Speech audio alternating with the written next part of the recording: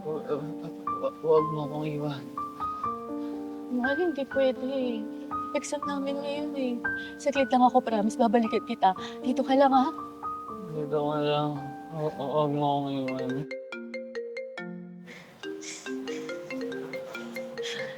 Friend, ano na? Nasaan ka na? Anong oras na? Malalate ka na sa exam. Wait lang. Kasi asikasuhin ko muna si Floyd. Lasing na lasing eh. Hay nako, iwan mo na nga yan. Alam mong finals natin ngayon eh. Sige, sige, wait lang. Sorry, mahal ah.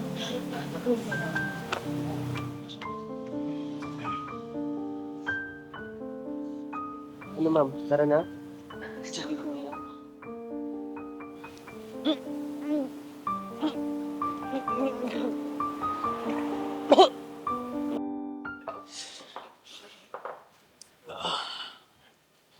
Oh, saan ka na pala?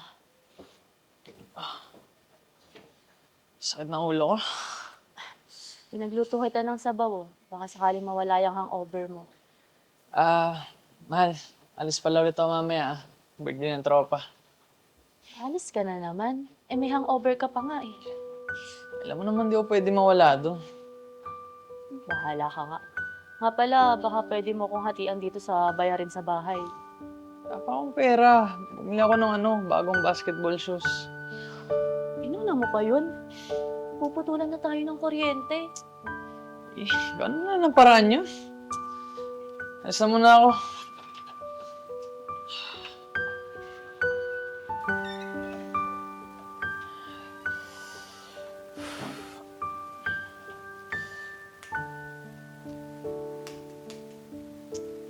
Wala na namang kuryente. Saan si Eya? Eya? Eya? Eya? Eya? Eya?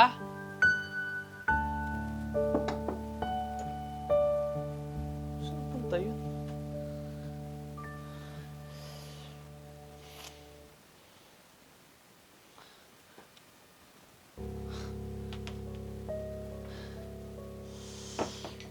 Punta yun.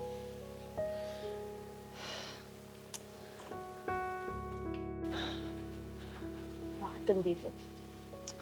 Mag-usap nga tayo. Ano problema mo? Ba't bigla ka umalis? Eya, kinakausap kita. Anong problema mo? Ikaw! Ako? Wala naman akong ginagawa sa'yo ah. Yun nga eh. Wala kang ginagawa. Ano ba nangyayari? Okay naman tayo ah. Okay? Lloyd, pagod na ako. Pagod na akong alagaan ka. Pagod na akong intindihin ka. Pagod na akong maglinis ng mga kalat mo habang ikaw nagpapakasarap lang. Mahal. Mahal, sorry. Hindi ko naman alam na ganyan pala yung nararamdaman mo eh. Sorry kung hindi ko nakita yung mga paghihirap at pagsasakripisyo mo. Mahal, sorry kung napagod ka. Wala nang magagawa yung sorry mo. Hindi na mababalik ng sorry mo yung mga oras at panahon na nasayang. Hindi mo ba alam na dahil sa'yo, hindi ako nakapag-exam? Kasi mas pinili kong alagaan ka.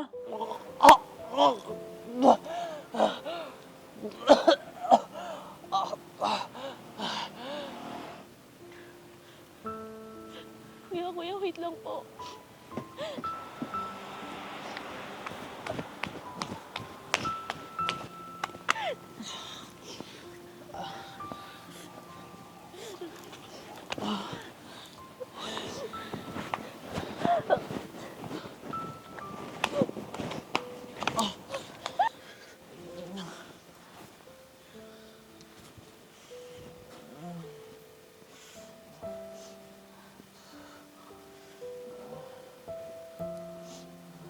Tawarin mo na ako. Babawi ako sa'yo. Tutulungan na kita. Maghanap na ako ng permanenteng trabaho, mahal. Trabaho? Eh, puro inom nga lang yung ginagawa mo eh. Hindi mo man lang ako matulungan dito sa mga bayarin sa bahay. Pero nakakabili ka ng mga luho mo. Kahit ba minsan naisip mo kung okay lang ba ako? Mahal, please. Ano naman ako ng second chance. Pangako, hindi kita bibiguin, mahal. Puti! Palibasa, alam mo kung paano ako kunin eh. Isang yakap, isang sorry, wala na. Umiikot na naman yung mundo ko. Tangina, plan, matalino ako eh. Pero hindi ko alam pagdating sa'yo, nabobobo ako. Pero, pasensya ka na. Siguro kayo unahin ko muna yung sarili ko. Mahal, hindi sa'yo kung hanap ng iba. Ikaw lang yung mahal ko, mahal. Wala na ako ibang babaeng gusto kundi ikaw. Tama na, please. Ano ko na? Umalis ka na. Tama na. Please, umalis ka na lang. Umalis ka na!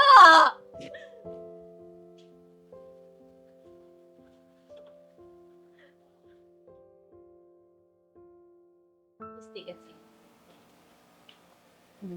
Good morning, Mr. Florentino. Ikaw pala. I mean, Miss Aison. Yes, ako nga. You may na-expect. Well, maliit lang ang mundo. Oo nga eh. Sino ba namang mag-aakala na ikaw pang interviewer ko? Well, let's get started. Shall we? Focus tayo muna sa trabaho. Sige, game. Ang sa trabaho, dapat lagi kang handa. Kahit anong pressure yung dumating. Parang sa relasyon lang, no? Kahit anong handa mo, di pa rin sapat. Kaya nga natututo tayo. Sa relasyon man yan, o sa trabaho. Sana matanggap ako. Kahit sa trabaho na lang. Masakit man dati. Kailangan natin mag-move on, di ba? Oo. Pero minsan, ang alaala yung pinakamahirap kalimutan.